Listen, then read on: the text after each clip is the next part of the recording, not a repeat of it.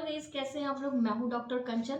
आज का जो वीडियो है, आज के वीडियो में हम जानेंगे माउथ यानी कि जो मुंह में सूजन हो जाते हैं, इसके बहुत सारे कारण होते हैं। ओरल कैविटी में बहुत सारी परेशानियां हो जाती हैं जिसकी वजह से आपके माउथ में स्वेलिंग आ जाती है, सूजन आ जाती है।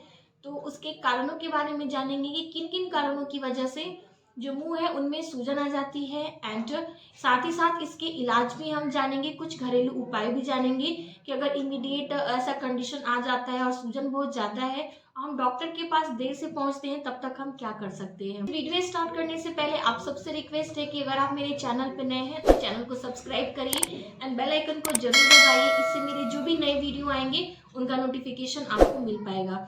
चलिए वन बाय वन उन कारणों के बारे में जान लेते हैं कि किन किन कारणों की वजह से मुंह में सूजन आने की प्रॉब्लम्स हो जाती हैं। तो जो हमारा पहला कारण है, एंड ये बहुत ही कॉमन है, ज्यादातर लोग इसे इग्नोर कर देते हैं, यानी कि 90% लोग तो इग्नोर ही कर देते हैं कि अरे ठीक है, छोटी सी तो प्रॉब्लम है, होने दो, कोई नहीं। जब तक हमें हमारे दांत परेशानी नहीं करने लगती तब तक हम डॉक्टर के पास नहीं जाते हैं।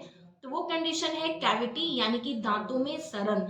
जब आपके दांतों में सड़न होती है, जब वो कैविटी छोटी सी रहती है, वो जब कैविटी छोटी होती है तो जाहिर सी बात है कि हमें कोई भी प्रॉब्लम्स क्रिएट नहीं करती है और हम उसे इग्नोर कर देते हैं कि नहीं, डॉक्टर के पास अभी नहीं जाना है, हमें इस दांत से कोई परेशानी नहीं है। तो इस बेसिकली होता क्या है कि अगर एक बार दांतों में सड़न लग जाए तो वो धीरे धीरे बढ़ती ही जाती है। वो जो सड़न है आपके दांत की ऊपरी सतह पे होती है, जिसे हम इनामेल कहते हैं। फिर वो उसके अंदर की जो लेयर होती है डेंटिन, वहां पहुंचती है। फिर उसके बाद वो पल्प तक इन्फेक्शन जाती है। एंड वैसे ही पल्प, जहाँ पल्प होता है वहां हमारे दांतों की नसें होती हैं। एंड नसों में जब इन्फेक्शन शुरू हो जाती है तो ज्यादा इन्फेक्शन होने के बाद जो हमारा पेरियापाइकल पोर्शन है, यानी कि जो दांतों की जड़ होती है, वहां तक इन्फेक्शन पहुंचती है। एंड उसके बाद आपके मुंह में सूजन आने की परेशानी हो जाती है। सो गाइस, ये तो हमारा पहला कारण हो गया मुंह में सूजन आने का। अब हम नेक्स्ट जान लेते हैं कि नेक्स्ट कौन सा कारण होता है। नेक्स्ट रीजन होता है गाइस कि जिनमें प्लाक एंड कैल्कुलस जमा हो, यानी कि आम भाषा में अगर मैं कहूँ तो दांतों में अगर गंदगी जब जमा हो जाती है, जो बहुत ही हार्ड होती है, जो हेवी डिपॉजिट हो जाती है, टाटार भी जिसे हम कहते हैं, दांतों के ऊपर मोटी मोटी परत जो जमा हो जाती है, ये भी एक कंडीशन होता है जिसकी वजह से आपके मुंह में सूजन आ सकती है। तो जान लेते हैं कि कैसे सूजन आता है इसकी वजह से। तो गाइस, जो हेवी डिपॉजिट होती है प्लाक एंड कैल्कुलस की, जब ये हमारे दांतों पर जमती है तो इस गंदगी के जमने की वजह से जो हमारे हेल्दी गम होते हैं, जो हमारा हेल्दी मसूड़ा होता है, वो धीरे धीरे नीचे चला जाता है। जो हमारे दांत होते हैं उसे छोड़कर मसूड़ा नीचे की तरफ आ जाता है। एंड जब मसूड़ा नीचे आ जाता है तो आसानी से जो फूड लॉजमेंट है, जो बैक्टीरिया है, हमारे दांतों के बीच में डेवलप होने लगती है, जिससे पॉकेट का फॉर्मेशन हो जाता है। और जब पॉकेट फॉर्मेशन हो जाती है तो अंदर आसानी से दांतों के अंदर में इंफेक्शन जाता है एंड आगे चल के वो आपकी माउथ में सूजन कॉज करता है। नेक्स्ट कारण होता है पेरिकोरोनाइटिस।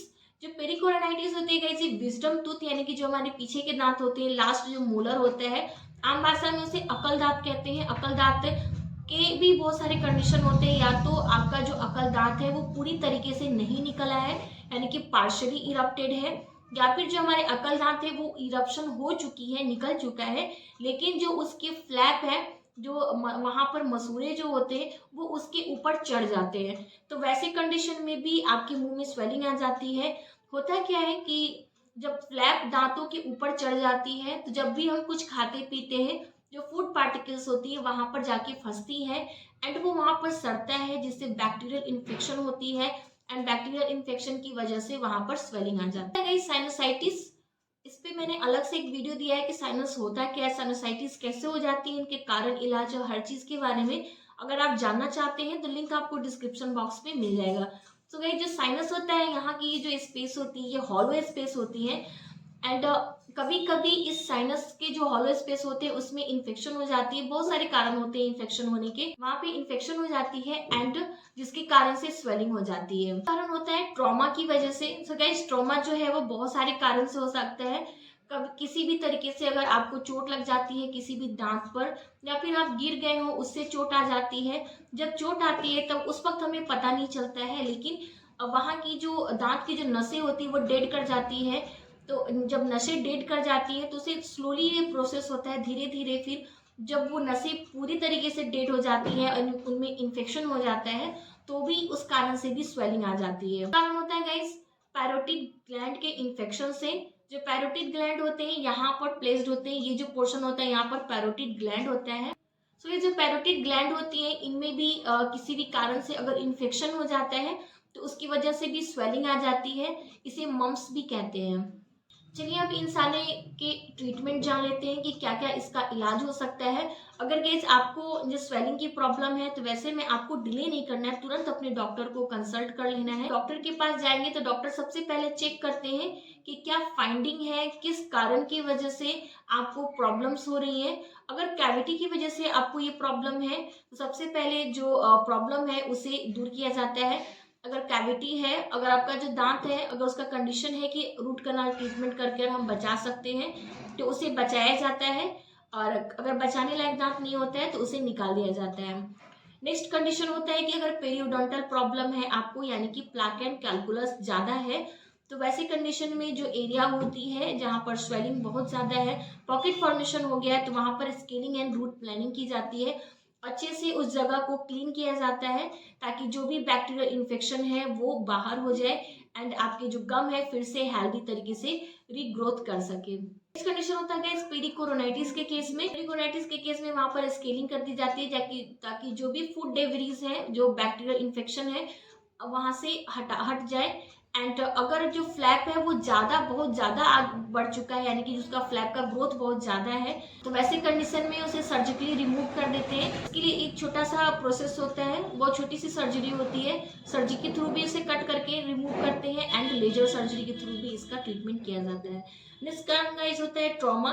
तो ट्रॉमा के केस में भी डिपेंड करता है कि आपके दांतों का कंडीशन कैसा है, तो उसके अकॉर्डिंग उसका ट्रीटमेंट दिया जाता है। पैरोटिड ग्लैंड में स्वेलिंग है तो उसे मेडिसिन से कंट्रोल किया जाता है। नेक्स्ट गाइस बात करेंगे होम रेमेडीज की। वैसे तो गाइस आपको होम रेमेडीज ऐसे कंडीशन में लेनी नहीं है, तुरंत अपने डॉक्टर को कंसल्ट करना है। लेकिन आपको प्रॉब्लम बहुत ज़्यादा है, दर्द बर्दाश्त नहीं हो रहा है, तो वैसे कंडीशन में आप दो होम रेमेडीज मैं आपको बता रही हूँ, आप कर सकते हैं। पहला है गुनगुने पानी में नमक डाल के गार्गल करना है। आपको कम से कम एक दिन में 3 से 4 बार गुनगुने पानी में नमक डाल के गार्गल करना है, इससे आपको रिलीफ मिलेगा। दूसरा है आइस पैक, यानी कि जो बर्फ होती है उसे कॉटन के कपड़े में लपेट के और सिकाई करनी है, जहां पर सूजन है उसे बाहर से सिकाई देनी है, इससे भी आपको इमीडिएटली रिलीफ मिलेगा। सो गाइस ये थे आज की वीडियो, आई होप कि आपके लिए हेल्पफुल रहा। अगर यस तो डेफिनेटली लाइक देना मत भूलिए, चैनल को सब्सक्राइब करिए, अपने फैमिली फ्रेंड्स में भी शेयर करिए। अगर आपके कोई क्वेश्चन हो तो आप मुझे कमेंट सेक्शन में बेशक पूछ सकते हैं। तब तक के लिए be healthy and be happy. Bye bye.